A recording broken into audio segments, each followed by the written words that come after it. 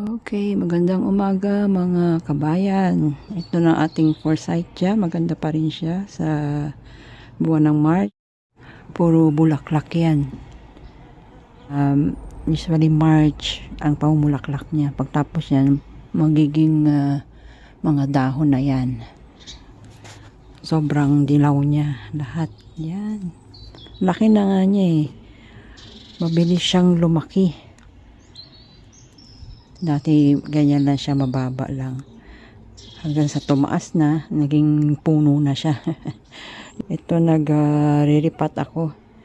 Yan yung daffodil na tapos na yung pamumulaklak niya. So hayaan ko lang siya dyan hanggang mag-dry yung dahon niya. Kaya magtatanim tayo ng itong mga primrose. Binili ko sa Dobbies. Sale siya. £1.20. Dati $2.99. Yan. Mga yan. Sabi ko na magbawas ako ng paso dahil guguluhan ako. Nangyari, nagbawas ka pero nagdagdag ka naman. Kaloka. So ayan. Flip ko kasi ngayon yung terracotta na pot. Parang ang cute niya.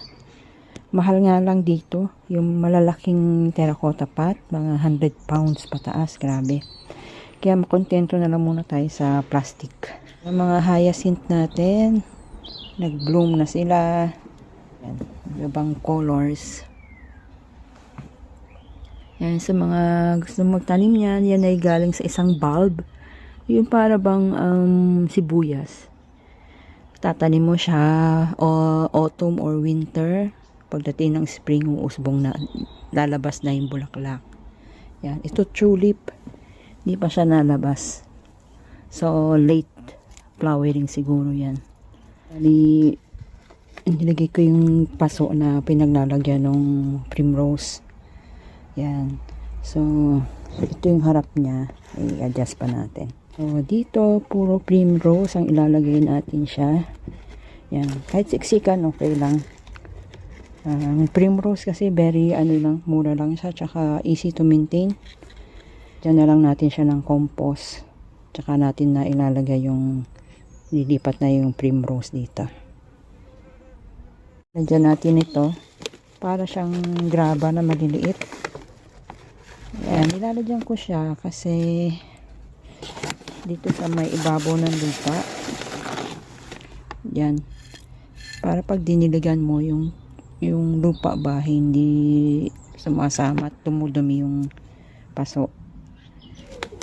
So, medyo maganda rin siya tignan kung may ganyan. Yan, cottage feel. Yung dahon, yan, medyo malayo sa lupa. Kasi feeling ko pag dumikit yung dahon sa lupa, parang nabubulok siya kagad. Ito na ang ating primrose na naitanim na natin. Ayan.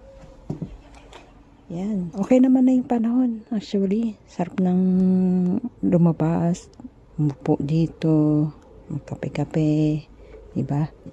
Ayun, so ayun lang muna. May mga gagawin pa tayo.